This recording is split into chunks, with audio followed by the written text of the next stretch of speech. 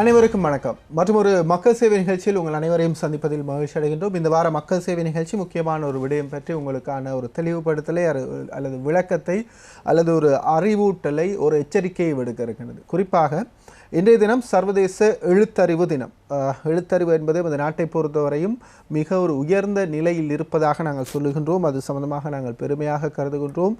ஆசியாவில் நாங்கள் அதிகமான ஒரு எழுத்தறிவு வீதமுள்ள நாடாக நாங்கள் பெருமைப்பட்டுக் கொள்கின்றோம். ஆனாலும் இன்னமும் அந்த எழுத்தறிவு பற்றி அல்லது இந்த கல்வி அறிவு பற்றி சிந்திக்க வேண்டிய ஒரு கட்டத்திலே நாங்கள் இருக்கணும். அது சம்பந்தமான திட்டங்களில் நாங்கள் கிராம மட்டங்களில் பாடசாலைகளுக்கு செல்கின்ற போது, அங்கே மாணவர்களோடு உரையாடுகின்ற போது, அந்த மாணவர்களுடைய எழுத்தறிவு, அது அவர்களுடைய வாசிக்கும் அறிவை பற்றி பார்க்கின்ற போது இது பற்றி இன்னமும் சிந்திக்க வேண்டிய ஒரு கட்டத்திலே இருக்கின்றோம் என்பது வருத்தத்துடன் ஞாபகப்படுத்திக் கொள்ள வேண்டிய விடயம். ஆகவே இந்த சர்வதேச எழுத்தறிவு தினத்தில் அதை பற்றி ஒரு விழிப்புணர்வு, அது பற்றி ஒரு விளக்கம் உங்களுக்காக வழங்க வேண்டும் என்பதில் நாங்கள் ஆர்வமாக இருக்கின்றோம். அது சம்பந்தமான ஏற்பாடாக இந்த நிகழ்ச்சியை உங்களுக்கு நாங்கள் வழங்க தயாராக இருக்கின்றோம். அந்த வகையில் இந்த வார நிகழ்ச்சிக்கு நாங்கள் ஒரு அதிதியை அழைத்து வந்திருக்கின்றோம். இது சம்பந்தமான ஒரு திட்டத்தில் ஈடுபட்டு கொண்டிருக்கின்றார். எழுத்தறிவு சம்பந்தமான ஒரு ப்ராஜெக்ட், ஒரு திட்டம் நடைமுறைப்படுத்தப்பட்டு கொண்டிருக்கின்றது. அந்த திட்டம் சம்பந்தமான ஒரு தேடலோடு இருக்கின்ற, அந்த திட்டம் சம்பந்தமான நடைமுறைப்படுத்தி கொண்டிருக்கின்ற ஒரு அதிதியை அழைத்து வந்திருக்கின்றோம். ஆறுமுகம் செல்வேந்திரன் அவர்களை நாங்கள் அழைத்து வந்திருக்கின்றோம். கொட்டகலை ஆசிரியர் பயிற்சி கலாசாலையின் முன்னாள் விரிவுரையாளர், அதுபோல ரூம் டு ரீட் சர்வதேச அரசு சார்பற்ற நிறுவனத்தின் எழுத்தறிவு நிகழ்ச்சி திட்ட பணிப்பாளராக இருக்கின்றார். அவரோடு நாங்கள் பேசியிருக்கின்றோம். வணக்கம். வணக்கம். நாங்கள் இன்றைக்கி ஒரு சர்வதேச எழுத்தறிவு தினத்தில் சந்திக்கின்றோம். ஆகவே அந்த எழுத்தறிவு சம்பந்தமான நிகழ்ச்சி திட்டத்தின் பணிப்பாளராக இருக்கின்றீர்கள். அந்த திட்டம் பற்றிய விடயங்களை நாங்கள் விரிவாக பின்னால் நிகழ்ச்சியில் நாங்கள் பேசக்கூடியதாக இருக்கும். அதுபோல் இந்த சர்வதேச எழுத்தறிவு தினம் ஏற்படுத்தப்பட்டு வருடா வருடம் அது கொண்டாடப்படுவதன் நோக்கம் பற்றி ஒரு விளக்கத்தோடு நிகழ்ச்சியை நாங்கள் ஆரம்பிப்போம். நல்லது. உலகத்தில் 1966ஆம் ஆண்டிலிருந்து இந்த எழுத்தறிவு தினம் உலகளாவிய ரீதியில் கொண்டாடப்படுகிறது. 1965ஆம் ஆண்டு ஈரானில் நடைபெற்ற உலகளாவிய கல்வி அமைச்சர்கள் கூடிய ஒரு மாநாட்டில் எடுக்கப்பட்ட தீர்மானத்தின் காரணமாக எழுத்தறிவு தினம் ஒவ்வொரு ஆண்டும் செப்டம்பர் 8ஆம் தேதி கொண்டாடப்படுகிறது. இவ்வாறு கொண்டாடப்படுவதற்குரிய நோக்கம் ஐக்கிய நாடுகள் சபையினால் முன்வைக்கப்பட்டுள்ளது. உங்களுக்கு தெரியும், எல்லா சர்வதேச தினங்களும் ஏதாவது ஒரு நோக்கத்தின் அடிப்படையில் கொண்டாடப்படுகிறது. அதிலும் குறிப்பாக உலகத்தில் என்னென்ன அம்சங்களில் இடர்பாடுகள், பிரச்சனைகள் காணப்படுகின்றனவோ அவ்வாறான அம்சங்கள் இந்த சர்வதேச தினங்களாக தெரிவு செய்யப்பட்டு கொண்டாடப்படுவதை எங்கள் உலகம் வழக்கமாக கொண்டுள்ளது. அந்த வகையில் எழுத்தறிவும் ஒரு பிரச்சனைக்குரிய அம்சமாகவே உலகத்தில் காணப்படுகிறது. உலகத்தில் வளர்ந்தவர்களில் 775 மில்லியன் அளவிலான மக்கள் தொகையினர் எழுதவோ வாசிக்கவோ எழுதவோ முடியாதவர்களாக இன்றும் உலகத்தில் வாழ்கிறார்கள். அது மட்டுமல்லாமல் பாடசாலையில் கற்கிற மாணவர்களில், பாடசாலையில் வந்து ஆரம்ப பிரிவில் கற்கிற மாணவர்களிலும் கூட 250 மில்லியனான பிள்ளைகள் அந்த வகுப்புகளுக்குரிய எழுத்தறிவு ஆற்றலை கொள்ளாதவர்களாக காணப்படுவதாக புள்ளி விவரங்கள் தெரிவிக்கின்றன. இந்த நிலையில் உலகளாவிய ரீதியில் எழுத்தறிவு என்பது ஒரு பிரச்சனைக்குரிய இன்னொரு அம்சமாக கருதப்படுவதன் காரணமாக அவற்றிலிருந்து இந்த பிரச்சனையிலிருந்து எவ்வாறு விடுபடலாம், இவற்றுக்காக என்ன முன்னெடுப்புகளை அரசாங்கங்கள் அல்லது அரசு சார்பற்ற நிறுவனங்கள் அல்லது ஒவ்வொரு நாட்டிலும் வாழ்கின்ற மக்கள் மேற்கொள்ளலாம் என்கிற முனைப்பை, அந்த ஊக்குவிப்பை, அந்த கரிசனையை ஏற்படுத்துவதற்கு காரணமாகவே யுனெஸ்கோ இந்த செப்டம்பர் 8ஆம் தேதியை எழுத்தறிவு தினமாக பிரகடனப்படுத்தி நடைமுறைப்படுத்துகிறது. ஆக இந்த செப்டம்பர் 8ஆம் தேதி இன்றைய தினம் எழுத்தறிவு தினமாக கொண்டாடப்படுகின்றது. அது சம்பந்தமாக விழிப்புணர்வு ஒரு பிரதேச மட்டத்தில், பாடசாலை மட்டத்தில், அதுபோல் அரசாங்க மட்டத்தில் செய்யப்படுகின்றது. சர்வதேச நிறுவனங்களும் இது சம்பந்தமான ஒரு விளக்கத்தையும் தெளிவுபடுத்தலையும் வழங்குகின்றது. காரணம், எழுத்தறிவு என்பது ஒரு நாட்டினுடைய முன்னேற்றம், அபிவிருத்தியில் மிக முக்கியமானதாக இருக்கின்றது. அது அரசியலாக இருக்கலாம், பொருளாதாரமாக இருக்கலாம், சமூக முன்னேற்றமாக இருக்கலாம். இந்த எழுத்தறிவு என்பது மிக தேவையான ஒரு விடயமாக இருக்கின்றது என்ற ஒரு காரணத்தினால் அது முக்கியத்துவமாக அது நினைவுபடுத்தப்பட வேண்டும் எங்கள் மக்கள் மத்தியில். குறிப்பாக இந்த எழுத்தறிவு என்ற எண்ணக்கரு தற்காலத்தில் இவ்வாறு நோக்கப்படுகிறது என்பதை பற்றி ஒரு விளக்கத்தோடு அடுத்த கேள்வியை பார்க்கலாம்.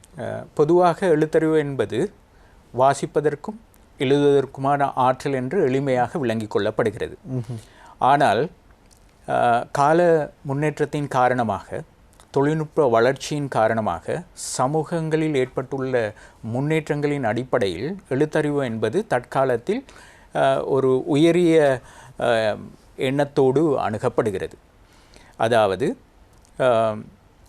எழுதப்பட்ட அல்லது அச்சிடப்பட்ட பல்வேறு உள்ளடக்கங்களை கொண்ட சாதனங்களை இனங்காணவும், அவற்றை விளங்கிக் கொள்ளவும், அவற்றை விளக்கவும், அவற்றினூடாக தொடர்பாடல் செய்யவும், அவற்றை கணிக்கவும் ஒருவரிடத்தை காணப்படுகின்ற ஆற்றல் எழுத்தறிவு என்றே யுனெஸ்கோ வரைவிலக்கணப்படுத்துகிறது.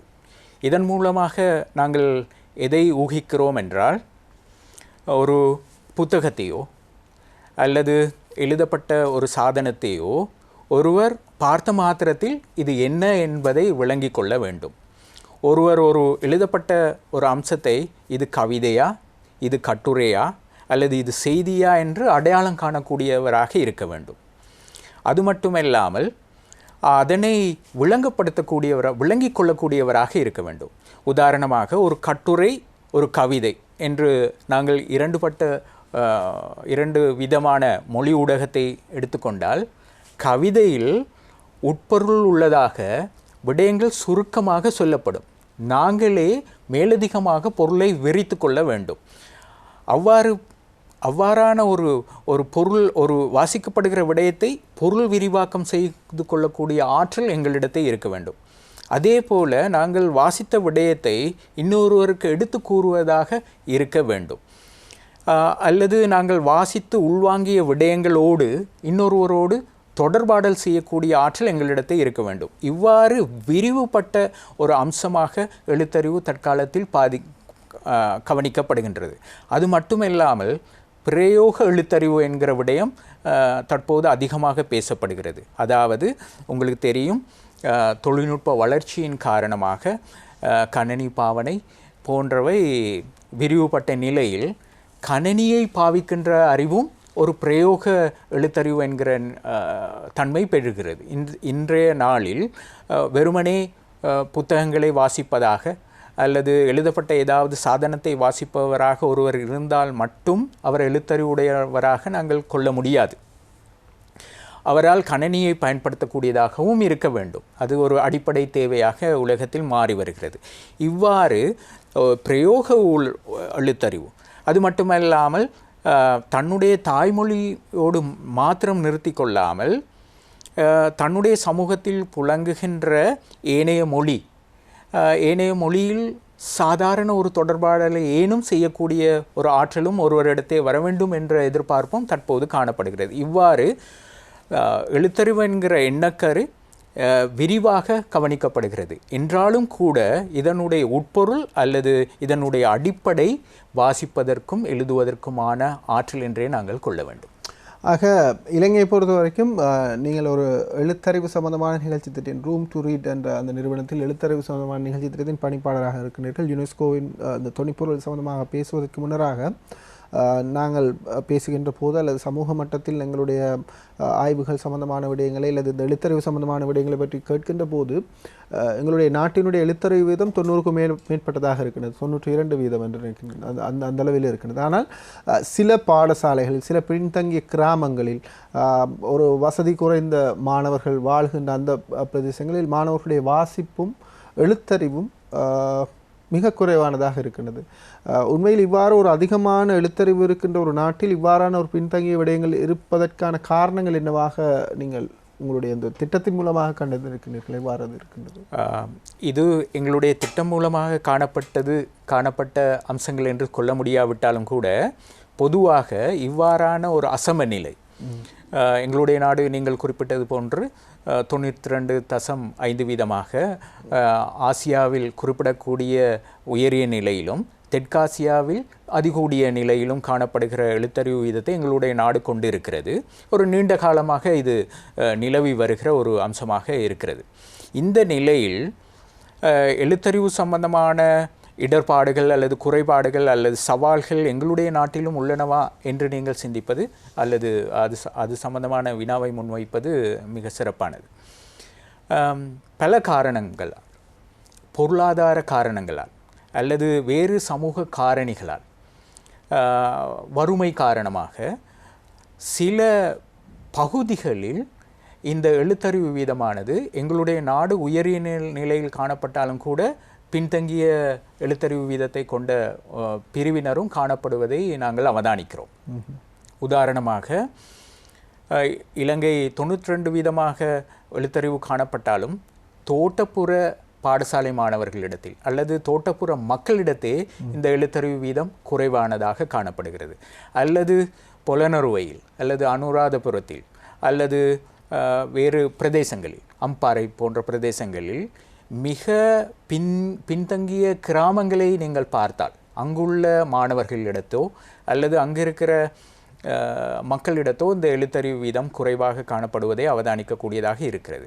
அதற்கு காரணம் யாவருக்கும் கல்வி என்கிற ஒரு முன்னெடுப்பு எங்களுடைய நாட்டிலும் காணப்பட்டாலும் கூட வளப்பகிர்விலோ அல்லது அவர்கள் பிராந்திய ரீதியாக காணப்படுகின்ற வசதி இனங்கள் காரணமாகவோ இந்த எழுத்தறிவு வீதத்தில் இன்னும் சவால்கள் அல்லது குறைபாடுகள் காணப்படவே செய்கின்றன. ஆக அந்த குறைபாட்டை நிவர்த்தி செய்வதற்காகவும் அந்த குறைபாட்டுக்கான ஒரு அடையாளப்படுத்தலுக்காகவும் இந்த நிகழ்ச்சியையும் இந்த நாளையும் நாங்கள் பயன்படுத்திக் கொள்ளலாம். இது சம்பந்தமான இந்த நிகழ்ச்சியில் நாங்கள் இன்னும் விரிவாக பேசலாம்.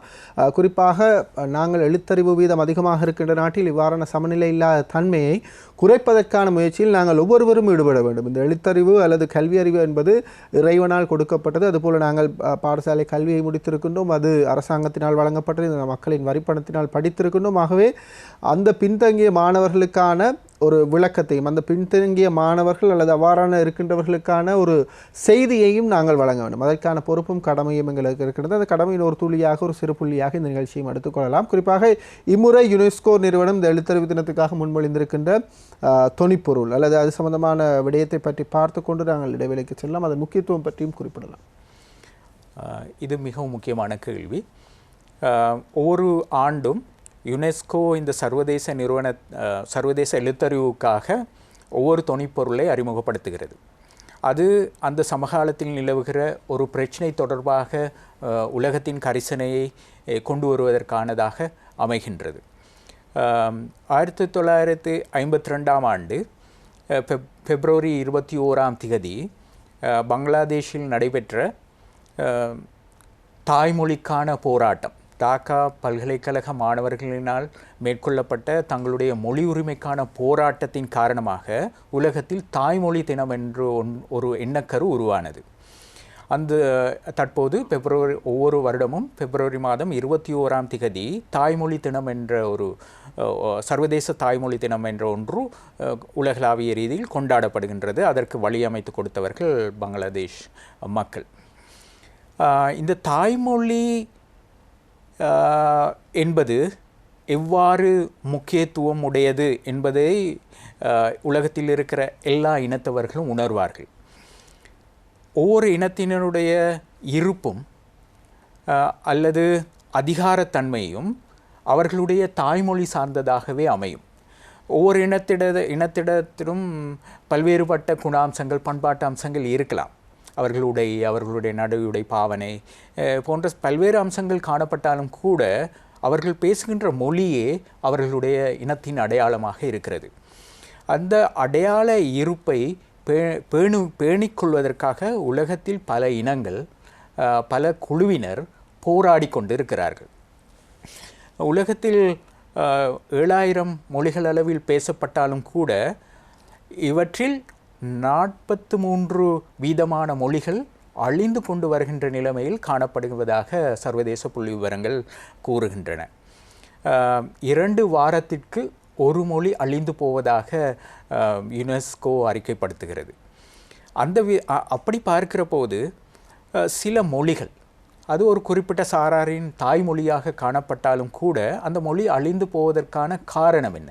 அந்த மொழியை பேசுகிறவர்கள் மிக சிறுபான்மையினராக இருக்கலாம், அல்லது அவர்களுக்கு இருக்கின்ற அதிகார அந்தஸ்து மிக குறைவானதாக இருக்கலாம். இந்த காரணம் அல்லது அவர்கள் தங்களுடைய மொழியை விட்டு வேற்று மொழியை பின்பற்ற வேண்டிய சூழ்நிலை ஏற்படலாம். இதன் காரணமாக மொழிகள் அழிந்து கொண்டு வருகின்றன. இந்நிலைமையிலிருந்து உலகத்தை மீட்க, அதாவது பழங்குடியினர் பேசுகின்ற மொழிகளை பாதுகாக்க வேண்டும் என்ற எண்ணத்தில் இவ்வருட தாய்மொழி சர்வதேச தாய்மொழி தினத்தின் துணைப்பொருளாக யுனெஸ்கோ இந்த பழங்குடியினருடைய மொழியும் அபிவிருத்தியும் சமாதானமும் என்கிற வகையில் ஒரு துணைப்பொருளை அறிமுகப்படுத்தியது. இதனுடைய ஒரு தொடர்ச்சியாகத்தான் இம்முறை சர்வதேச எழுத்தறிவு தினத்தின் துணைப்பொருளாக யுனெஸ்கோ எழுத்தறிவும் பன்மொழித்துவமும் என்கிற ஒரு துணைப்பொருளை அறிமுகப்படுத்தியுள்ளது. இதன் அடிப்படையும் அதுவே, அதாவது உலகில் காணப்படுகின்ற பல்வேறு மொழிகள் பேணப்பட வேண்டும் என்கிற அல்லது அது சம்பந்தமான கரிசனையை உலகம் கொள்ள வேண்டும் என்ற அடிப்படையிலேயே இந்த துணைப்பொருளை இவரிடம் யுனெஸ்கோ அறிமுகப்படுத்தியுள்ளது. எழுத்தறிவும் பன்மொழித்துவமும் ஆக எழுத்தறிவும் பன்மொழித்துவமும் தான் முறை சர்வதேச எழுத்தறிவு தினத்தின் தொனிப்பொருளாக யுனெஸ்கோ அறிமுகப்படுத்தியிருக்கின்றது. அது சம்பந்தமான விடயங்களை பார்க்கலாம். இதில் எங்கள் மொழியோடு இவ்வாறு இதனை தொடர்புபடுத்துவது போன்ற விடயங்கள் மக்கள் சேவை நிகழ்ச்சியில் இதில் நாங்கள் ஒரு விழிப்புணர்வை உங்களுக்கு கொண்டு வர விரும்புகின்றோம். இவ்வாறான தொலைக்காட்சி நிகழ்ச்சிகள், அதுபோல இணையதள பாவனைகள் அல்லது இணையதளத்தில் காட்சி வடிவிலான அணுகுமுறை என்பன இந்த எழுத்து அல்லது வாசிக்கும் விடயங்களுக்கான முக்கியத்துவத்தை குறைத்து கொண்டிருக்கின்றன. ஆனாலும் கூட நாங்கள் இதன் மூலமாகவும் அதனை ஊக்குவித்துக் கொண்டிருக்கின்றோம். காரணம், ஒரு மனிதனை முழு மனிதனாக்குவது வாசிப்பு என்று குறிப்பிடுவார்கள். அதுபோல எழுத்தறிவும் வாசிப்பும் சரியான விதத்தில் இருக்கின்ற போதுதான் அந்த நாட்டினுடைய அரசியலாக இருக்கலாம், தலைமைத்துவமாக இருக்கலாம், அல்லது சமூக பண்பாட்டு பொருளாதார விடயங்களாக இருக்கலாம், சரியான பாதையை நோக்கி பயணிக்கும். அவ்வாறான ஒரு அறிவும் அவ்வாறான ஒரு தெளிவும் எமது சமூகத்துக்கு நிச்சயமாக இருக்க வேண்டும். அவ்வாறான ஒரு தேவையுடைய காலப்பகுதியிலே நாங்கள் இருக்கின்றோம் என்ற ஒரு விடயத்தை ஞாபகப்படுத்தி இந்த வார நிகழ்ச்சியில் நாங்கள் பேசிக்கொண்டிருக்கின்றோம். கொட்டகலை ஆசிரியர் பயிற்சி கலாசாலையின் முன்னாள் விரிவுரையாளர், அதுபோல ரூம் டு ரீட் என்ற சர்வதேச அரசார்பற்ற நிறுவனத்தின் எழுத்தறிவு சம்பந்தமான நிகழ்ச்சி பணிப்பாளராக இருக்கின்ற ஆறுமுகம் செல்வேந்திரன் அவர்களோடு நாங்கள் பேசிக்கொண்டிருக்கின்றோம். எழுத்தறிவும் பன்மொழித்துவமும் என்ற துணைப்பொருளில் யுனெஸ்கோ இம்முறை சர்வதேச எழுத்தறிவு தினத்தின் துணைப்பொருளை அமைத்திருக்கின்றது. உண்மையில் எமக்கு மிக பொருத்தமாக இருக்கும். தமிழ் மொழி பேசும் எம்மை பொறுத்தவரையில் இந்த துணைப்பொருள் இத்தகைய முக்கியத்துவம் வாய்ந்ததாக நீங்கள் கருதுகின்றீர்கள்? இம்முறை யுனெஸ்கோவினால் முன்வைக்கப்பட்டுள்ள இந்த எழுத்தறிவும் பன்மொழித்துவமும் என்கிற துணைப்பொருள் குறிப்பாக பழங்குடியினருடைய மொழிகளில் கவனம் செலுத்துவதாக அல்லது அது சம்பந்தமான முன்னெடுப்புகளை மேற்கொள்வதற்காக முன்மொழியப்பட்டிருந்தாலும் கூட எங்களை போன்ற, அதாவது ஒரு சிறுபான்மையினர் பேசுகின்ற மொழியை கொண்டவர்களான நாங்கள் இதனை எங்கள் சார்பானதாக அல்லது எங்களுக்கு சாதகமானதாகவும் பார்க்க முடியும். இக்காலப்பகுதியில் நாங்கள் மேற்கொள்கிற கலந்துரையாடலிலோ அல்லது கருத்தரங்குகளிலோ அல்லது வேறு கூட்டங்களிலோ எங்களுடைய மொழியை பேணுவது எவ்வளவு முக்கியம், எங்களுடைய வருங்கால சந்ததியினர் அவர்களுடைய எழுத்தறிவு சம்பந்தமான செயற்பாடுகளில் எந்தளவில் அவர்களுடைய தாய்மொழியான தமிழ் மொழியில் கவனம் செலுத்த வேண்டும், அதற்கு நாங்கள் என்ன செய்யலாம் என்ற வகையில் சிந்திப்பது மிகவும் பொருத்தமுடையதாக அமையும். எங்களுடைய மொழி தமிழ் என்று சொல்லிக்கொள்வதில் நாங்கள் எல்லோரும் பெருமைப்படுகின்றோம். நிறைவான இலக்கிய வளம், சிறப்பான இலக்கண கட்டமைப்பு, தொன்மை போன்ற பல்வேறு அம்சங்களில் பெருமைப்படக்கூடியவர்களாக நாங்கள் இருப்போமாக இருந்தால் எங்களுடைய மொழி காலம் காலமாக பேணப்பட வேண்டியது அவசியம். பல ஆயிரம் வருடங்கள் பேணப்பட்டு வந்துள்ளது போன்றே இனிவரும் காலங்களிலும் எங்களுடைய மொழி பேணப்பட வேண்டும். அதற்கான கரிசனை எங்களோடு இருக்கிறது. புலம்பெயர்ந்து வாழ்கிற சமூகத்திலும் கூட, மிக குறைவான எண்ணிக்கையினர் வாழ்கின்ற சூழலிலும் கூட எங்களுடைய மொழியை காப்பாற்றிக் கொள்வதற்கு, தக்க வைத்துக் கொள்வதற்கான கரிசனையும் முன்னெடுப்புகளும் மேற்கொள்ளப்படுகின்ற சூழ்நிலையில் இது சாத்தியமானது. ஏனென்றால் ஒரு இனத்தினுடைய இருப்பு, நான் முன்பு குறிப்பிட்டது போன்று இருப்பும் அதிகாரமும் அவர்கள் பேசுகின்ற மொழியில் அமைந்துள்ளது. எங்களுடைய மொழியை நாங்கள் காப்பாற்றிக் கொள்வதன் மூலமாகவே எங்களுடைய அதிகார இருப்பு தக்க வைத்து கொள்ளப்பட முடியும். அது மட்டுமல்லாமல் எங்களுடைய பிரச்சனைகளை, எங்களுக்கு ஏற்படுகிற சவால்களை நாங்கள் உரத்தி சொல்வதற்கு எங்களுடைய மொழி எங்களுக்கு உதவக்கூடியதாக அமையும். இதை தற்போது நாங்கள் செய்வது மாத்திரம் போதுமானதன்று. எதிர்கால சந்ததியினரும் இதனை செய்தல் வேண்டும். உலகமயமாதல் சூழலில் சில நேரங்களில் சர்வதேச மொழி, குறிப்பாக ஆங்கில மொழி போன்ற மொழிகளுடைய செல்வாக்கு இருக்கிற காலப்பகுதியில் எதிர்கால சந்ததியினர் மெதுமெதுவாக எங்களுடைய தாய்மொழியை விட்டு விலகி வேறு மொழிகளை கற்றுக்கொள்பவர்களாக அல்லது அதற்குள் நுழைபவர்களாக மாறிவிடலாம். அந்த சூழலில் என்ன நடக்கும்? எங்களுடைய இனத்தினுடைய இருப்புக்கு அது சவாலாக அமையும். அது மட்டுமல்லாமல் எங்களுடைய மொழியினுடைய சொத்துக்களை நாங்கள் இழந்து போவோம். அது சார்ந்த சேகரிப்புகளை, எங்களிடம் இருக்கிற எண்ணக்கருக்களை, எங்களிடம் இருக்கின்ற பண்பாட்டு செல்வங்களை நாங்கள் இழந்து போகலாம். அது இல்லாமல் ஆக்கப்படுவதற்கு எதிர்காலத்தில் எங்களுடைய இளம் பராயத்தினர் எங்களுடைய மொழி, அதாவது தமிழ் மொழியில் நிறைந்த எழுத்தறிவு கொண்டவர்களாக இருக்க வேண்டும். அவர்களால் நன்றாக வாசிப்பதற்கும் எழுதுவதற்கும், அதே போல அந்த மொழியில் தொடர்பாடல் செய்வதற்கும், அவற்றை பிழையின்றி பயன்படுத்துவதற்குமான ஆற்றல்களை வளர்க்க வேண்டும். அந்த விதத்தில் இவ்வருடம் யுனெஸ்கோ முன்வைத்துள்ள தொனிப்பொருளை எங்களுக்கு சாதகமானதாக நாங்கள் ஆக்கிக்கொள்வது அவசியமானதாக. இந்த யுனெஸ்கோவின் இந்த தொனிப்பொருளில் எழுத்தறிவும் பன்மொழித்துவமும் என்ற ஒரு விடயத்தை குறிப்பிட்டிருக்கின்றார்கள். இதில் அந்த பன்மொழித்துவம் என்ற ஒரு விடயத்தில் நாங்கள் தாய்மொழியோடு இணைந்து இதில் உள்ளடக்க இந்த விரிவாக்கத்தை சற்று பார்ப்போமானால் இவ்வாறானதாக அமைந்திருக்கின்றது. இதில் நாங்கள் அவதானிக்கப்பட வேண்டிய முக்கியமான விடயம், சில நேரத்தில் நாங்கள் பொருள் கொள்ளலாம். பன்மொழித்துவம் என்பது எங்களுடைய மொழியை கற்றுக்கொள்கிற அதே வேளையில் ஏனைய மொழிகளையும் கற்றுக்கொள்ள வேண்டும் என்கிறவாறும் பார்க்கப்படலாம். ஆனால் யுனெஸ்கோவினுடைய குறிக்கோள் அதுவன்று. உலகத்தில் பல்வேறு மொழிகள் பேசப்படுகின்றன. பல்வேறு மொழிகள் நிறைந்த அதிகார ஆதிக்க வல்லமை உடையவனாக அல்லது அவை அழிந்து போகாத நிலையில் காலங்காலம் தக்கி இருக்கக்கூடிய தன்மைகளை பெற்றுள்ள அதே நிலையில் சில மொழிகள் அழிந்து போய்கொண்டே உள்ளன. அவ்வாறான மொழிகளை காப்பாற்றிக் கொள்வது எப்படி, அவற்றுக்கு அவற்றின் தக்கி இருப்புக்கு அல்லது வாழ்தலுக்கு எவ்வாறு உதவலாம் என்கிற அம்சங்களை கவனிப்பதாகவே அந்த கொள்ளப்பட வேண்டும். அதே போல நாங்கள் பெருமையாக அல்லது மகிழ்ச்சியாக கர்வமாக சொல்லிக்கொள்கின்ற விடயம் எங்களுடைய மொழியினுடைய ஆழம், எங்களுடைய மொழியினுடைய பண்பு, எங்களுடைய கர்வமாக நாங்கள் அந்த விடயங்களை சொல்லுவோம். மொழி இந்தளவு ஒரு பழமையான ஒரு மொழி, இவ்வளவு காலம் நாங்கள் பேணி இருக்கின்றோம். எங்களுடைய இலக்கணம், இலக்கியம் இந்த விடயங்களை பார்க்கின்ற போது மிக ஒரு நுணுக்கமான விடயங்களாக உள்வாங்கப்பட்டிருக்கின்றது. ஆனாலும் நாங்கள் இந்த காலப்பகுதியிலும் கூட இந்த விடயத்தை இவ்வளவு ஆழமாக அல்லது இவ்வளவு அழுத்தமாக இந்த விடயங்களுக்கு முக்கியத்துவம் கொடுக்கின்றோம். அதுபோல சர்வதேச தொண்டு நிறுவனங்கள், அரசார்பற்ற நிறுவனங்கள் இதற்கான தனியான திட்டத்தை தயாரித்து நடைமுறைப்படுத்துகின்றார்கள். அரசாங்கம் இந்த விடயத்தில் கவனம் செலுத்துகின்றது என்றால் இந்த விடயம் கவனம் செலுத்தப்பட வேண்டிய அளவுக்கு சில பாரதூரமான ஒரு பிரச்சனைகளை நாங்கள் எதிர்நோக்குகின்றோம். குறிப்பாக தமிழ் பேசுகின்ற சமூகத்தை பொறுத்த வரைக்கும் இந்த சர்வதேச பாடசாலை மோகம், எங்களுடைய அடுத்த தலைமுறை சம்பந்தமான ஒரு சந்தேகம், புலம்பெயர் நாடுகளில் இருக்கின்றவர்களை விட எங்களுடைய நாடுகளில் இருக்கின்ற சில பிரதேசங்களில் இந்த சர்வதேச பாடசாலை பிள்ளைகள் முழுமையாக ஆங்கிலத்தில் பேசுவது அல்லது சகோதர மொழியில் பேசுவது, தங்களுடைய மொழி சம்பந்தமான ஒரு பூர்ணமான தெளிவில்லாத தன்மைகளை நாங்கள் காணுகின்றோம். ஆகவே இந்த தினத்தில் நாங்கள் வெளிப்படையாக இந்த விடயங்களை பேசுவதில் எதுவும் தவறில்லை. இந்த விடயங்களுக்கான ஒரு அடையாளப்படுத்தலை நாங்கள் வழங்க வேண்டும். அப்போதுதான் இவற்றை திருத்திக் கொள்ளக்கூடியதாக இருக்கும். ஆகவே எமது நாடு வளர்ந்தோர் இந்த கல்வி அறிவில் அல்லது எழுத்தறிவில் அதிகமான சதவீதமாக இருந்தாலும் கூட அந்த சதவீதம் கொண்டுள்ள நிலையிலும் எமது நாட்டிலும் எழுத்தறிவு தொடர்பான கரிசனைகள் பற்றிய உங்கள் நோக்கம், உங்களுடைய கருத்துக்கள், அது சம்பந்தமாக நீங்கள் அவசியம் என கருதுகின்றீர்களா? இவ்வாறான ஒரு நிலைப்பாடு காணப்படுகின்றது. இது மிக முக்கியமான ஒரு கேள்வியாக நான் பார்க்கிறேன்.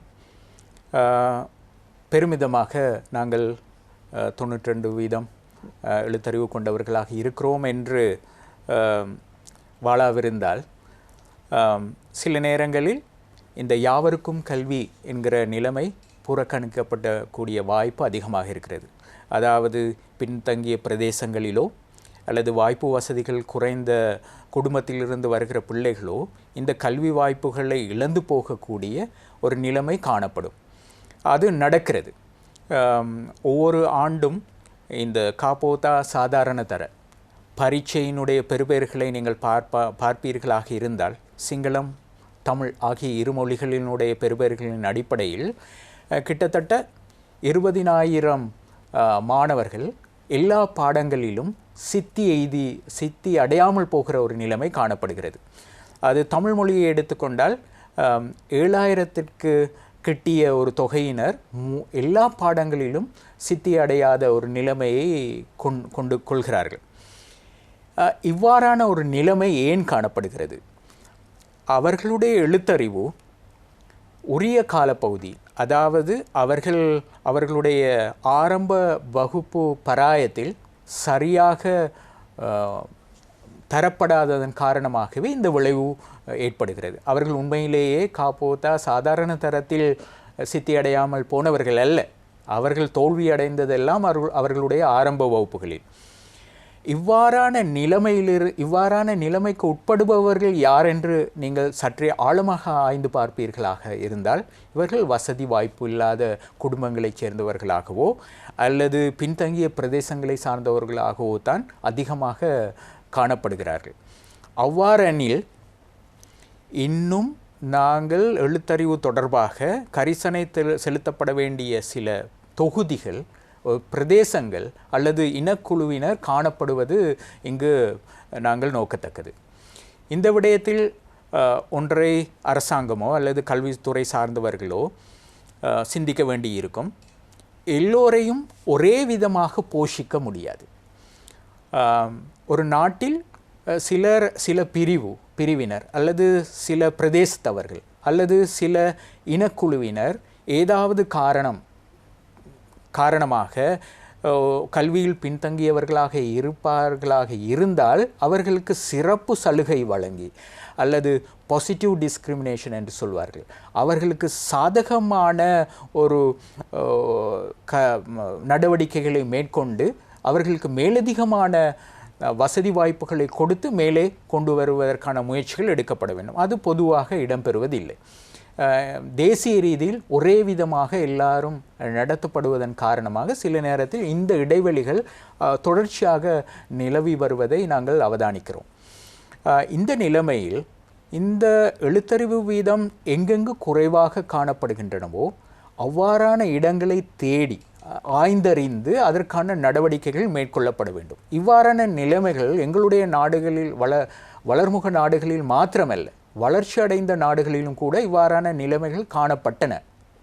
உதாரணமாக 1997ஆம் ஆண்டு அமெரிக்காவில் சில பிராந்தியங்களில் உள்ள பாடசாலை மாணவர்களில், ஆரம்ப பிரிவு மாணவர்களில் 47% மாணவர்கள் அந்த வகுப்பிற்குரிய எழுத்தறிவு ஆற்றல்களை கொண்டிராததனை அந்த நாடு அவதானித்தது.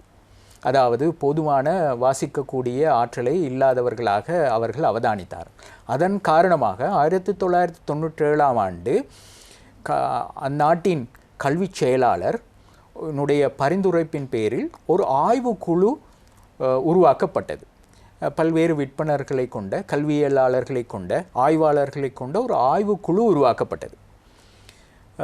இந்த குழு 100,000 ஆய்வுகளை, அதாவது எழுத்தறிவு தொடர்பாக உலகளாவிய ரீதியில் மேற்கொள்ளப்பட்ட 100,000 ஆய்வுகளை தொகுத்து அவற்றில் 2,000 ஆய்வுகளை தெரிந்தெடுத்து, விஞ்ஞான ஆய்வுகளை, அறிவியல் ஆய்வுகளை தெரிவு செய்து அவற்றை அடிப்படையாக கொண்டு இவ்வாறான பிரச்சனையிலிருந்து எவ்வாறு விடுபடுவது என்று ஒரு அறிக்கையை சமர்ப்பித்தது. அதன் காரணமாக 2001ஆம் ஆண்டு அவர்களுடைய நாட்டின் சட்ட ஏற்பாட்டில் கூட ஒரு இணைப்பை அவர்கள் கொண்டு வந்தார்கள்.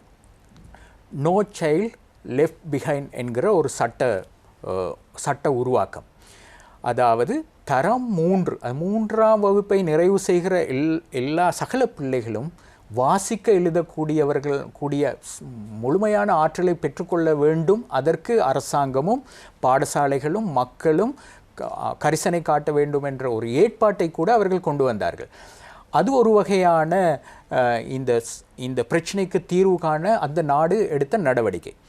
அது உலகளாவிய ரீதியில் இந்த எழுத்தறிவு சம்பந்தமாக அல்லது எழுத்தறிவு போதனை சம்பந்தமாக ஒரு பெரிய புரட்சியை ஏற்படுத்தியதாக நாங்கள் கருதலாம். அதனுடைய தொடர்ச்சியாக இந்த ஆய்வினுடைய அறிக்கையை பின்பற்றி பல்வேறு நாடுகள் இந்த பிரச்சனை தொடர்பான தீர்வுகளை மேற்கொள்கின்றது. ஆகவே இந்த வகையான பிரச்சனை மேற்கத்திய நாடுகளில் கூட இனம் காணப்பட்டு அதற்கான தீர்வுகளை தேடி அவர்கள் நிவர்த்திக்க முயற்சிக்கிற போது எங்களை போன்ற வளர்முக நாடுகள் அதைவிடவும் பன்மடங்கு இந்த விடயத்தில் கரிசனை செலுத்த வேண்டியவர்களாக இருக்கிறோம். தொடர்ந்து நாங்கள் பேசலாம். எவ்வாறான மாற்றங்கள் கொண்டு வரப்பட வேண்டும், எவ்வாறான விடயங்கள் கவனத்தில் எடுக்கப்பட வேண்டும் என்ற விடயங்களை நாங்கள் பேசலாம். ஒரு சிறிய இடைவெளியை தொடர்ந்து உங்களை சந்திக்கின்றோம். சர்வதேச எழுத்தறிவு தினத்தின் சிறப்பு நிகழ்ச்சியாக உங்களுக்கு வழங்கி கொண்டிருக்கின்றோம். பார்த்து கொண்டிருக்கின்ற ஒவ்வொருவரும் நாங்கள் இறுதியாக வாசித்த புத்தகம் எது அல்லது இறுதியாக வாசித்த விடயம் எது என்ற விடயங்களை பற்றி ஒரு கேள்வியாக உங்கள் முன்னிலையில் வைத்தால் நீங்கள் ஒரு தடவை சிந்தித்து பாருங்கள். நிச்சயமாக இந்த சமூக வலைதளங்கள் அதுபோல இலத்திரனியல் ஊடகங்களின் ஆக்கிரமிப்பு இணையதள வசதிகளின் ஆக்கிரமிப்பின் பின்னராக இந்த வாசிப்பு என்பது மிக குறைந்திருக்கின்றது. ஆகவே தனியே எழுத்தறிவு இருக்கின்றது அல்லது தனியே வாசிக்கக்கூடியவர்களாக இருக்கின்றோம் என்ற ஒரு விடயத்தோடு எங்களை மட்டுப்படுத்தி கொள்ளாமல் அந்த விடயத்தை பயன்படுத்த வேண்டும். நாங்கள் நிகழ்ச்சியின் ஆரம்பத்திலிருந்தே சொல்லிக் கொண்டு வருகின்ற விடயம் எழுத்தறிவு என்பது தனியே ஒரு விடயத்தை அறிந்து வாசித்து வைப்பது மாத்திரமல்ல, அந்த விடயத்தின் மூலமாக பயனை பெற்றுக் கொள்வதும். ஆகவே ஒரு நாட்டுடைய அரசியல் சமூக பொருளாதார விடயத்துக்கு இந்த எழுத்தறிவு என்பது மிக முக்கியமானதாக இருக்கிறது. ஆகவே தான் இந்த விடயத்துக்கு நாங்கள் இந்த முக்கியத்துவத்தை கொடுத்து பேசிக் கொண்டிருக்கின்றோம். இவ்வாறான விடயங்களை பேசுகின்ற போது இந்த பாடசாலை கல்வி என்பது அல்லது பாடசாலை வாழ்க்கை என்பது இந்த எழுத்தறிவின் ஒரு அச்சாணியாக இருக்கின்றது. நாங்கள் ஆரம்பத்தில் பேசுகின்ற போது மேலத்தைய நாடுகளில் கூட இவ்வாறான பிரச்சனைகள் இருந்திருக்கிறது. அவை அடையாளப்படுத்தப்பட்டு அவற்றுக்கான தீர்வுகள் மிக பாரிய ஒரு முன்னெடுப்பாக முன்னெடுக்கப்பட்டு நிவர்த்தி செய்யப்பட்டிருக்கிறது. எங்களுடைய பாடசாலை கல்வியை பொறுத்த வரைக்கும் இவ்வாறான மாற்றங்கள் இவ்வாறான விடயங்கள் உள்வாங்கப்பட வேண்டும் இந்த விடயத்தை இந்த பிரச்சனையை அடையாளப்படுத்தி நிவர்த்தி செய்வதற்கு. எழுத்தறிவு தொடர்பாக நாங்கள் அதிகமாக பேசலாம். ஆனால் அது எவ்வாறு அது தொடர்பான பிரச்சனைகளை தீர்வு செய்வது என்பது தொடர்பாக பேசுவதே மிகவும் பயனுடையது. அந்த வகையில் பாடசாலைகளே எழுத்தறிவு சம்பந்தமாக மிக முக்கியத்துவமான பணியாற்றும் ஒரு பிரிவாக நாங்கள் கவனிக்கலாம். அந்த வகையிலும் எழுத்தறிவு என்பதை பார்க்கிற போது இந்த ஆரம்ப பாடசாலைகளே இந்த எழுத்தறிவினுடைய உருவாக்கத்தில் யாருடைய வாழ்க்கையிலும் முக்கியமான பங்கை வகிக்கின்ற ஒரு பிரிவாக நாங்கள் கொள்ளலாம். இது உலகத்திலும் அறியப்பட்ட ஒரு விடயம். கீத் ஸ்டோனோவிச் என்கிற ஒரு ஆய்வாளர், அவர் ஆயிரக்கணக்கான மாணவர்களில் மேற்கொண்ட ஒரு ஆய்விலிருந்து உலகத்துக்கு தெரியப்படுத்திய ஒரு உண்மை, மேத்யூ எஃபெக்ட் என்கிற பெயர் தான் அந்த ஆய்வுக்கு சூட்டப்பட்டுள்ளது. வாசிப்பு தொடர்பாக செய்யப்பட்ட ஒரு ஆய்வு.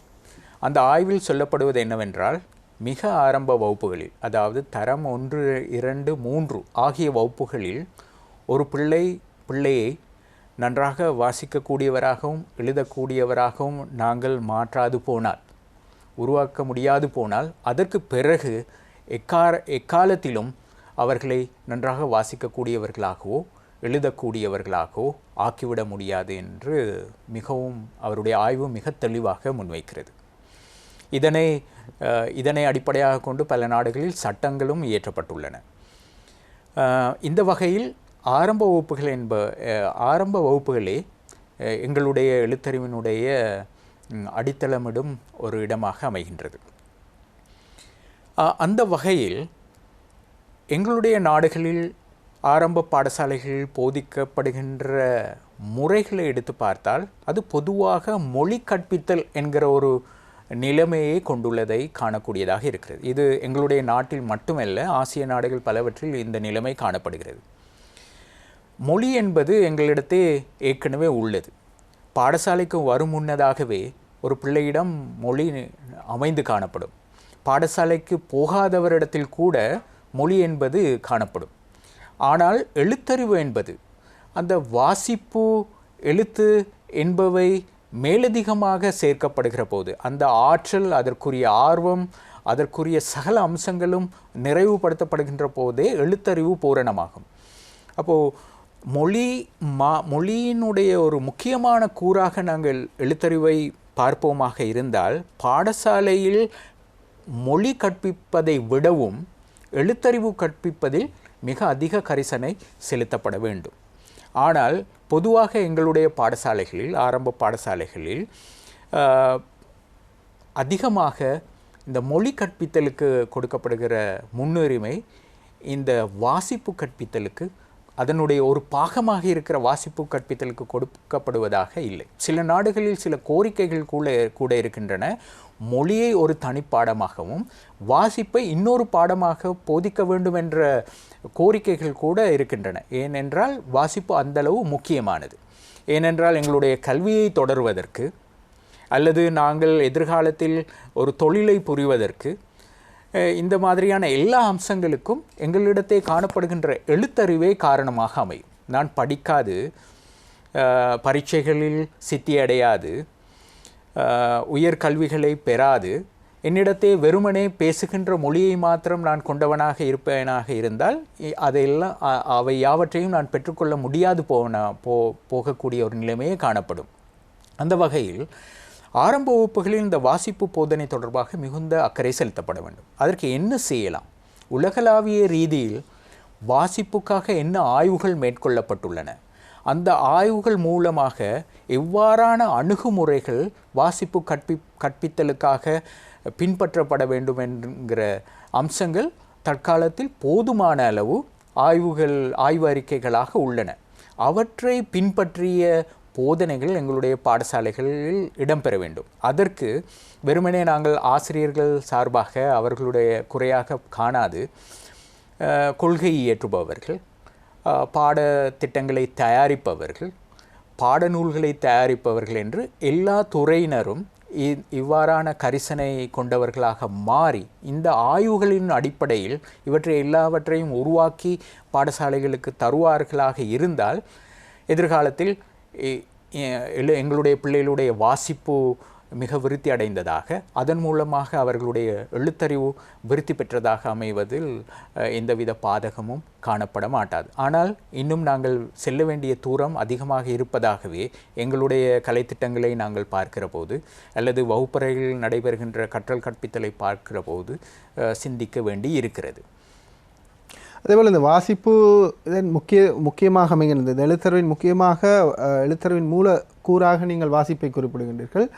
வாசிப்பு என்பது எங்களுடைய ஆரம்ப காலம் அல்லது எங்களுடைய பாடசாலை காலம் அல்லது எங்களுடைய முதல் தலைமுறையுடைய பாடசாலை காலங்கள், அந்த இள வயதினரை பார்க்கின்ற போது அவர்களுக்கு வாசிப்பதற்கான தேவையும் இருந்தது, வாய்ப்பும் இருந்தது, அவர்களுடைய ஆர்வமும் இருந்தது. ஆனால் இப்போது அந்த தேவை குறைந்திருப்பதாக அல்லது இந்த சமூக ஊடகங்கள் அல்லது இந்த தொலைக்காட்சிகள், சினிமா, இணையதளம் என்பது அதற்கான தேவையை குறைத்திருக்கின்றது ஒரு புறமாக. மறுபுறமாக அவர்களுக்கான ஆர்வமும் குறைந்திருக்கின்றது. ஆகவே இந்த வாசிப்பின் முக்கியத்துவத்தை அதிகரிப்பதற்கு அல்லது அது முக்கியத்துவமாக கொடுக்கப்பட வேண்டும், அந்த முக்கியத்துவம் எங்கு அதிகமாக வழங்கப்பட வேண்டும், அதை எவ்வாறு வடிவமைக்கலாம், என்ன ஆலோசனைகள் அதற்கு முன்மொழியலாம்? நீங்கள் சரியாக குறிப்பிட்டீர்கள். முன்னர் போல வாசிப்பு சாதனங்களை, அது புத்தகங்களை தேடி எடுத்து தேடி அறிந்து வாசிப்பதற்கான ஆர்வம் பிள்ளைகளிடத்தே காணப்படவில்லை என்கிற ஒரு குற்றச்சாட்டு இளம் தலைமுறையினர் மீது நாங்கள் வைக்கலாமோ தெரியாது, ஆனால் வைக்கலாம் போல.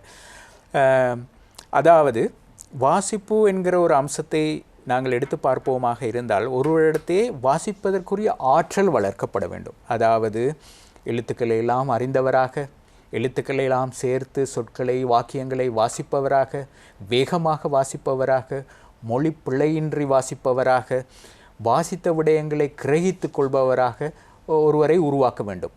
அவரிடத்தே வாசிப்பு மூலமாக அவருடைய சொற்களஞ்சியம் நன்றாக விருத்தி அடைந்ததாக இருக்க வேண்டும். வாசிப்பினுடைய வெளிப்பாடாக அவர் வாசித்த விடயங்களை எழுதுபவராக மாறுதலும் வேண்டும். இவை எல்லாவற்றையும் நாங்கள் வாசிப்பினுடைய ஆற்றல் என்ற ஒரு பகுதியில் வைக்கலாம். அதே போல வாசிப்பினுடைய ஆர்வமும் ஒருவரிடத்தை ஏற்படுத்தப்படல் வேண்டும். அது இளம் பராயத்திலேயே ஏற்பட வேண்டும். உதாரணமாக ஒருவரிடத்தே வாசிக்கின்ற ஆற்றல் எல்லாம் இருக்கிறது, ஆனால் அவர் புத்தகம் வாசிக்கும் பழக்கம் இல்லை. ஒரு வருடத்தில் ஓரிரு புத்தகங்களை கூட வாசிக்காதவர்களையும் நாங்கள் பார்க்கலாம். ஆனால் அவரிடத்தை வாசிப்பு ஆற்றல் இல்லாமல் இல்லை. வாசிக்க முடியும் அவரால், ஆனால் வாசிக்கின்ற ஆர்வம் கிடையாது. இப்போதெல்லாம் பாடசாலை பிள்ளைகள் அவர்களுடைய பரீட்சையை நோக்கமாக கொண்டு படிப்பதன் காரணமாக பரீட்சைக்குரியதாக புத்தகங்களை பார்க்கிறார்கள். தங்களுடைய பரீட்சையில் எவ்வகையான வினாக்கள் வரும், அதற்கு எந்த புத்தகத்தை தேடி வாசிக்கலாம் என்கிற அம்சத்தோடு அவர்களுடைய வரையறை இருக்கிறது. ஆகவே அவ்வளவு வகுப்புக்குரிய புத்தகங்களை வாசிப்பதோடு அவர்களுடைய வாசிப்பு ஆர்வம் நின்று போகிறது. அதற்கு மேலே சென்று பத்திரிகைகளையோ அல்லது சஞ்சிகைகளையோ அல்லது நாவல்களையோ தேடி வாசிப்பதற்கான அவசியப்பாடு ஆர்வம் இல்லாது போனவர்களாக அவர்கள் இருக்கிறார்கள். இதன் காரணமாக பள்ளியில் தங்களுக்கு வழங்கப்படுகின்ற ஒரு வரையறுக்கப்பட்ட அறிவோடு அவர்களுடைய அறிவு மட்டுப்படுத்தியதாக போய்விடுகிறது. அவர்களுடைய அறிவு வாசிப்பின் மூலமாக விரிவாக்கம் பெறுகின்ற வாய்ப்பை இழக்கிறார்கள். அதன் காரணமாக காலத்திற்கு காலம் ஏற்படுகின்ற அறிவியல் மாற்றங்களுக்கு அவர்கள் உள்வாங்கப்படாமல் அல்லது அந்த அறிவியல் மாற்றங்களை தாங்கள் உள்வாங்கிக் கொள்ளாமல் போகிற ஒரு நிலைமை வருகிறது. இந்த நிலைமையில் அவர்கள் இந்த சமூகத்தோடு ஒன்றித்து வாழ்வதற்கான வாய்ப்பை அல்லது அந்த தகைமையை இழப்பதை நாங்கள் பொதுவாக அவதானிக்கிறோம். சில படித்த பிள்ளைகளிடத்தை கூட அவர்களுடைய சமகாலத்துக்குரிய விடயங்கள் காணப்படாத ஒரு நிலைமையை நாங்கள் பார்ப்பதற்குரிய காரணம், அவர்கள் இவ்வாறு வாசித்து புதிய புதிய விடயங்களை, பத்திரிகைகளை அல்லது சஞ்சிகைகளை வாசித்து தங்களை இற்றைப்படுத்திக் கொள்கிற நிலைமை காணப்படாமல் இருப்பதே அடிப்படை காரணம். இதற்கு என்ன காரணம் என்று, இதனுடைய மூல காரணி என்னவென்று பார்த்தால் அவர்களிடத்தே வாசிப்பு ஆர்வம் கிடையாது. வாசிப்பு ஆர்வமும் இளம் பராயத்திடையே ஏற்படுத்த வேண்டும். இளமையில் ஆரம்ப வகுப்புகளிலேயே நிறைய நூலக பாவனையை மேற்கொள்கிற பிள்ளைகள் அல்லது நிறைய புத்தகங்களை தேடி எடுத்து வாசிக்கிற பிள்ளைகள் வாழ்நாள் முழுதும் வாசிப்பு பழக்கத்தோடு இருப்பார்கள். அவர்கள் நாளுக்கு நாள் அவர்களுடைய அறிவை விருத்தி செய்து கொண்டவர்களாகவும் உலகத்தோடு ஒத்துப்போகக்கூடிய ஆற்றல் நிறைந்தவர்களாகவும் மாறுவார்கள் என்பது உறுதி. ஆக நாங்கள் ஆரம்பத்தில் குறிப்பிட்டது போல வாசிப்பு ஒரு மனிதனை முழு மனிதனாக்கும். நீங்கள் முழு மனிதர்களாக இருக்கின்றீர்களா என்ற கேள்வியை உங்களுடன் நீங்கள் கேட்டுக்கொள்ளுங்கள். அந்த ஆர்வத்தை ஏற்படுத்துவதற்கான ஒரு உந்து சக்தியாக நீங்களும் இருக்க வேண்டும் இந்த இளம் பிராயத்தினருக்கு. ஆகவே அதை பற்றி நாங்கள் தொடர்ந்து பேசலாம். ஒரு குற்றங்களை ஆசிரியர் பயிற்சி கலாசாலையின் முன்னாள் விரிவுரையாளரும் ரூம் டு ரீட் சர்வதேச அரசார்பற்ற நிறுவனத்தின் எழுத்தறிவு சம்பந்தமான நிகழ்ச்சி திட்டத்தின் பணிப்பாளராகவும் செயற்பட்டு கொண்டிருக்கின்ற ஆறுமுகம் செல்வேந்திரன் அவர்களோடு பேசிக் கொண்டிருக்கின்றோம். அடுத்ததாக நாங்கள் பார்க்கலாம், தமிழ் மொழி மூலமாக கல்வி கற்கும் பிள்ளைகளின் எழுத்தறிவாற்றல் விருத்தி செய்வதற்கு மேற்கத்திய நுட்பங்களை எவ்வாறு பொருத்தமானவையாக இருக்கும், அவை எவ்வாறு அமைய முடியும், எவ்வாறு நாங்கள் அவற்றை பொருத்தி கொள்ளலாம்? எழுத்தறிவு சம்பந்தமான போதனா அணுகுமுறைகள் பொதுவாக மேற்கத்திய நாடுகளிலிருந்து கிடைக்கப்பெறுவதாகவே அமைகின்றது. ஏனென்றால் இந்த துறை சார்ந்த ஆய்வுகள் நிறைய மேற்கொள்ளப்பட்டிருப்பதெல்லாம் மேற்கத்திய நாடுகளிலேயே. இது எவ்வாறு எங்களுடைய மொழிக்கு பொருத்தமானதாக அமையும் என்று நோக்குவது மிக பொருத்தமானதாகவே நான் கருதுகிறேன். சில நேரங்களில் அது சார்ந்த எதிர்ப்புணர்வும் எங்களிடத்தில் இருக்கலாம். எங்களுடைய மொழியை கற்பதற்கு அல்லது கற்பிப்பதற்கு ஏன் நாங்கள் மேற்கத்திய அணுகுமுறைகளை நாட வேண்டும் என்று. ஆனால் உண்மையிலேயே பார்க்கிற போது, குறிப்பாக ஆங்கில மொழி போன்ற மொழிகளோடு ஒப்பிட்டு பார்க்கிற போது, எங்களுடைய மொழியினுடைய கட்டமைப்பு, அதனுடைய வெளிப்படைத்தன்மை, அது டிரான்ஸ்பரண்ட் லாங்குவேஜ் என்று சொல்வார்கள், வெளிப்படைத்தன்மை போன்றவை சிறப்பானது. அவ்வாறான போது இந்த மேற்கத்திய நாடுகளில் செய்யப்பட்டுள்ள இந்த ஆய்வுகளின் அணுகுமுறைகள் எங்களுடைய மொழிக்கு மிகவும் பொருத்தமானதாக அமைவதையே நாங்கள் பார்க்கலாம். உதாரணமாக இந்த எழுத்துக்களை தனித்தனியாக ஏதாவது ஒரு வரிசை ஒழுங்கின்படி கற்பிப்பது பொருத்தமானதென்றே ஆய்வுகள் கூறுகின்றன. அதுவே சிறப்பான வழிமுறை என்று, அணுகுமுறை என்று மேற்கத்திய ஆய்வுகள் கூறுகின்றன. அந்த வகையில் பார்க்கிற போது எங்களுடைய மொழி அதனுடைய எழுத்தொலிகள் மிகவும் வெளிப்படைத்தன்மையை உடையவை. ஒரு எழுத்துக்கு உரிய சத்தம், அதை விட வேறு சத்தம் கிடையாது என்கிற ஒரு தன்மை காணப்படுகிறது. ஆங்கில மொழியில் அவ்வாறு இல்லை. ஒரு குறிப்பிட்ட எழுத்து பல்வேறு வகையான சத்தங்களை கொண்டிருக்கும். அவ்வாறான போது எங்களுடைய மொழியினுடைய எழுத்துக்களை தனித்தனியாக பிள்ளைகளுக்கு கற்பிப்பதன் மூலமாக ஏதாவது ஒரு ஒழுங்குமுறையின் அடிப்படையில், எங்களிடத்தே இருக்கிற நெடுங்கணக்கு ஒழுங்குமுறையை நான் குறிப்பிடவில்லை, வேறு ஏதாவது ஒரு ஒழுங்குமுறையை ஒரு பரிசீலனைக்கு உட்படுத்தி ஒரு ஒழுங்குமுறையை அறிமுகப்படுத்தி கற்பிப்போமாக இருந்தால் அது மிக வேகமாக எங்களுடைய பிள்ளைகள் வாசிப்பதற்கும் எழுதுவதற்குமான ஆற்றலை அவர்களிடத்தே கொடுக்கும். அது மட்டுமல்லாமல் சில நேரங்களில் நாங்கள் இந்த ஆய்வுகளில் கவனம் செலுத்தாததன் காரணமாக சில பிழையான நுட்பங்களை கையாள்கிறோம். அவற்றை தவிர்த்து கொள்ளலாம். உதாரணமாக, உலகத்தில் செய்யப்பட்ட மொழி போதனைகளின் மீது செய்யப்பட்ட ஆய்வுகள் ஒன்றை உரைக்கின்றது. வரி வடிவத்திலோ அல்லது ஒளி வடிவத்திலோ ஒத்த தன்மையை கொண்ட எழுத்துக்கள் அடுத்ததாக கற்பிக்கக்கூடாது. உதாரணமாக ந இதை நாங்கள் பார்ப்போமாக இருந்தால் வரி வடிவத்திலும் இது ஒத்த தன்மை கொண்டது. ஒரு சிறிய மாற்றத்தை மாத்திரமே ந கொண்டுள்ளது. அதே போல ஒளி வடிவத்தை எடுத்துக்கொண்டாலும் ஒரு சிறிய மாற்றத்தை தான் கொண்டுள்ளது. ஆனால் இவ்வாறான ஒளிகளை அடுத்தடுத்து கற்பிப்பது கூடாது. அது ஒரு வகையான ஒரு மயக்கத்தன்மையை கற்பவரிடத்தில் ஏற்படுத்தும் என்று உலகளாவிய ஆய்வுகள் கூறுகின்றன. ஆனால் நாங்கள் என்ன செய்கிறோம்? நாங்கள் கற்ற காலத்திலிருந்து இதுவரைக்குமாக மனம் என்கிற சொற்களை அடுத்தடுத்து வைத்து இதற்கு ஒரு வாக்கியம் அமைத்தல், அதற்கு ஒரு வாக்கியம் அமைத்தல், இதனுடைய பொருள் வேறு அதனுடைய பொருள் வேறு என்று மிக கிட்டிய அண்மையில் வைத்து பக்கம் பக்கமாக வைத்து படிப்பிப்பதாகவே நாங்கள் எங்களுடைய கற்பித்தல் அணுகுமுறை இருக்கிறது. எது சாத்தியமற்றது அல்லது கூடாது என்று ஆய்வுகள் கூறுகின்றனவோ அதே நாங்கள் சரியானது போல கொண்டு கற்பிக்கிறோம். இவ்வாறான நிலைமைகள் எங்களுடைய மொழியில் மாற்றம் பெறுவதற்கு இந்த அணுகுமுறைகளை நாங்கள் பின்பற்றுவது சிறப்பானதாக அமையும். அதே போல எங்களுடைய மொழியில் இந்த மாற்றொலி எண்கள் மிகுந்த செல்வாக்கு செலுத்துவன.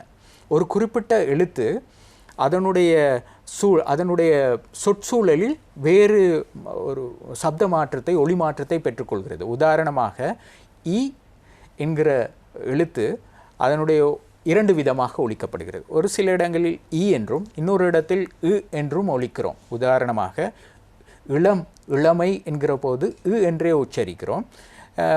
இனிப்பு என்கிற போது இ என்று உச்சரிக்கிறோம். இதுவும் மாற்றொலியனுக்குரிய ஒரு தன்மை. ஆங்கிலத்தில் இதை கோ ஆர்டிகுலேஷன் என்று சொல்வார்கள். ஒரு சொல்லில் ஓர் எழுத்து எவ்வாறு சற்றே வித்தியாசமாக உச்சரிக்கப்படுகிறது, இதை இணைப்பொலி என்று தமிழில் சொல்லலாம். இவ்வாறான விடயங்கள் மிக ஆரம்ப காலத்திலேயே, ஆரம்ப வகுப்புகளிலேயே பிள்ளைகளுக்கு அறிமுகப்படுத்தி கொடுப்போமாக இருந்தால் பிள்ளைகள் உச்சரிப்பு பிள்ளையை விடமாட்டார்கள். ஏனென்றால் நாங்கள் தனியாக ஒரு எழுத்தை இது ந என்று உச்சரிக்க வேண்டும் என்று சொல்லிக் கொடுக்கிறோம், இதை ந என்று சொல்ல வேண்டும் என்று உச்சரிக்கிறோம். ஆனால் அது ஒரு சொல்லில் வருகிற போது ஏனைய எழுத்துக்களினுடைய இணைப்பொழிப்பு அடிப்படையில் தான் அந்த சரியான உச்சரிப்பை பெறலாம் என்று எங்களுடைய பிள்ளைகளுக்கு சொல்லிக் கொடுக்க முடிவதில்லை. உதாரணமாக ல அதை கொம்புலகரம் அடுத்து வருமாக இருந்தால் அதற்கு முந்திய உயிரை சற்றே விரிவாக உச்சரிக்க வேண்டும். அதாவது அதிக காற்றழுத்தத்துடன் உச்சரிக்க வேண்டும். என்று உச்சரிக்கும். அப்போது தான் நாங்கள் இளம் என்று எடுக்கலாம். அதை ஈ என்று உச்சரிக்க தொடங்கினால் அடுத்து வருகிற எழுத்தை பிள்ளையாகவே உச்சரிப்போம். உதாரணமாக அடுத்து கொம்புலகரம் வருகிறது, நான் முதல் உச்சரிப்பு ஈயை ஈ என்று எடுத்தேனாக இருந்தால் இளம் என்று உச்சரிக்க முடியாது, இளம் என்று உச்சரிப்பேன். ஆகவே எங்களுடைய பிள்ளைகள் உச்சரிப்பில் தடுமாற்றங்கள் பெறுவதற்குரிய காரணம் இந்த இணைப்பொலி, அதாவது கோ ஆர்டிகுலேஷன் எவ்வாறு செய்வது என்பதை சொல்லிக் கொடுக்காது போனது காரணமாகவே. இவ்வாறான அம்சங்கள் மிக ஆரம்ப பருவத்திலேயே நாங்கள் சொல்லிக் கொடுக்கலாம். இவை போன்ற பல்வேறு அம்சங்கள் இந்த மேற்கத்திய ஆய்வுகளில் உள்ளன. இவற்றை நாங்கள் பின்பற்றினால் எங்களுடைய எழுத்தறிவூட்டல் அல்லது வாசிப்பு கற்பித்தல் மிக சிறப்பாக அமையும். உதாரணமாக தெரிந்த எழுத்துக்கள், கற்ற எழுத்துக்களை கொண்டு உருவாக்கப்பட்ட வாக்கியங்கள் அல்லது கதைகளை பிள்ளைகளுக்கு முன்வைப்பது, இவை மூலமாக தெரிந்த எழுத்துக்களோடு இருக்கிற ஒரு கதையை வாசிப்பது என்பது பிள்ளைகளுக்கு இலகுவாக இருக்கும், ஆர்வமாக இருக்கும். அல்லது வாசிக்க முடியாத கற்ற எழுத்துக்கள், கல்லாத எழுத்துக்கள் என்று சகலவற்றையும் கொண்டு புனைந்த சில கதையையோ அல்லது வாசிக்கிற பகுதிகளை பிள்ளைக்கு கொடுக்கிற போது சில விடயங்களை, சில சொற்களை வாசிக்கலாம், சிலவற்றை வாசிக்க முடியாது போகலாம். அந்த இடத்திலேயே அவர்களுடைய ஆர்வம், ஆற்றல் என்பன மழுங்கடிக்கப்படுகின்றன. இவ்வாறான நிலைமைகளிலிருந்து விடுபடுவதற்கு இந்த மேற்கத்திய முறைகள் எங்களுக்கு நுட்பங்களை நாங்கள் பயன்படுத்த. நிகழ்ச்சியின் இறுதியாக நாங்கள் நமது கல்வி திட்டத்திலும் சமூகத்திலும் எழுத்தறிவு தொடர்பில் இவ்வகையான முன்னெடுப்புகள் மேற்கொள்ளப்பட வேண்டும் என நீங்கள் கருதுகின்றீர்கள் என்ற ஒரு விடத்தை சுருக்கமாக பார்க்கலாம். நிகழ்ச்சியின் நேரம் கருதி இந்த விடயம் பற்றி விரிவாக இன்னும் ஒரு நிகழ்ச்சியில் நாங்கள் பேச வேண்டும். காரணம் உங்களுடைய ரூம் 2 ரீட்ஸ் இந்த நிகழ்ச்சி திட்டம் பற்றியும் அந்த எழுத்தறிவு நிகழ்ச்சி திட்டம் பற்றியும் நாங்கள் இன்னும் ஒரு நிகழ்ச்சியிலும் கூட பேச தயாராக இருக்கணும். இறுதியாக இந்த சர்வதேச எழுத்தறிவு தினத்தில் மக்கள் சேவை நிகழ்ச்சியில் இந்த திட்டம் பற்றி நீங்கள் கருதுகின்ற விடயங்கள் பற்றி சுருக்கமாக பார்ப்போம். நாங்கள் இந்த எழுத்தறிவு தொடர்பான முன்னெடுப்புகள் எல்லா மட்டங்களிலும் மேற்கொள்ளப்பட வேண்டும். கொள்கை வகுப்பாளர்கள் அல்லது கல்விக் கொள்கை வகுப்பாளர்கள், பாடசாலைகள், ஆசிரியர்கள், கற்கின்ற பிள்ளைகள், அதே போல் பெற்றோர்கள் என்று எல்லா மட்டத்தினராலும் உணரப்படுகின்ற பட்சத்திலேயே மாற்றங்கள் கொண்டு வரப்படலாம். அதே போல் எங்களுடைய நாட்டிற்கு பல வாய்ப்புகள் உள்ளன. இந்த எழுத்தறிவூட்டல் தொடர்பாக சர்வதேச ரீதியில் அனுபவம் கொண்டுள்ள பல நிறுவனங்கள் இருக்கின்றன. எங்களுடைய நிறுவனமான ரூம் ட்ரீட் நிறுவனத்தை எடுத்துக்கொண்டால் நீண்ட காலமாக குறிப்பாக இந்த எழுத்தறிவூட்டல் தொடர்பாக அனுபவம் உள்ள நிறுவனம். அதே போல் சேவ் த சில்ட்ரன் அல்லது யூனிசெஃப் போன்ற நிறுவனங்களும் இந்த எழுத்தறிவு தொடர்பான கரிசனை கொண்டு இயங்குகிற சில நிறுவனங்கள். அவர்களுக்கு சர்வதேச ரீதியாக இத்துறையில் செயல்பட்ட அனுபவங்கள் உள்ளன. அவ்வாறான அனுபவங்களை எங்களுடைய நாடும் சரிவர பெற்றுக்கொள்ளலாம், அதை சரிவர பயன்படுத்தி கொள்ளலாம். அவர்களிடத்தே இருக்கின்ற அனுபவங்களை எங்களுடைய கல்வித்துறைக்குள் கொண்டு வரலாம். அது ஒரு முன்னெடுப்பாக அமையும். அதே போல் சமூகம், வாசிப்பின் மீது அக்கறையுடைய சமூகமாக எங்களுடைய சமூகம் மாறுதல் வேண்டும். மேற்கத்தே சமூகம் அத்தனை தொழில்நுட்ப வசதிகள், வாய்ப்புகள் விரிவுபட்ட நிலையிலும் இன்னும் அவர்கள் நூல்களை, புத்தகங்களை வாசிப்பதிலிருந்து விலகவில்லை. அவர்கள் அதிகமாக புத்தகங்களை வாசிக்கிறார்கள். தங்களுடைய பிள்ளைகள் புத்தகங்கள் வாசிப்பதை பெற்றோர்கள் ஊக்குவிக்கிறார்கள். அவர்கள் வாசிக்கின்ற போது அவர்களோடு கூடவிருக்கிறார்கள். இவ்வாறான அம்சங்களில் எங்களுடைய பெற்றோர்களும் நாங்களும் கவனம் செலுத்துதல் வேண்டும். எங்களுடைய பிள்ளைகள் ஸ்மார்ட் ஃபோனில் விளையாடுவதை பெருமையாகவோ அல்லது அதை ஊக்குவிப்பவர்களாகவோ நாங்கள் இல்லாமல் அவர்களுக்கு கிடைக்கின்ற நேரங்களில் அவர்கள் சிறு கதை புத்தகங்களை வாசிப்பதற்கு அல்லது பத்திரிகைகளை வாசிப்பதற்கு, ஏதாவது ஒன்றை வாசிப்பதற்கு ஊக்கப்படுத்துபவர்களாக நாங்கள் வளர்ந்தவர்கள் மாறுதல் வேண்டும். இவ்வாறான ஒரு சூழல் எங்களுடைய வீட்டுக்குள்ளேயும் வர வேண்டும். ஆகவே பாடசாலை, வீடு அல்லது கல்வி வழங்குகின்ற நிறுவனங்கள், ஆசிரியர் பயிற்சி கலாசாலைகள், கல்வி அமைச்சு போன்ற எல்லா இடத்திலும் இந்த எழுத்தறிவு சம்பந்தமான கரிசனைகள் ஏற்படுகிற பட்சத்தில் மாற்றங்கள் தானாக வரும்.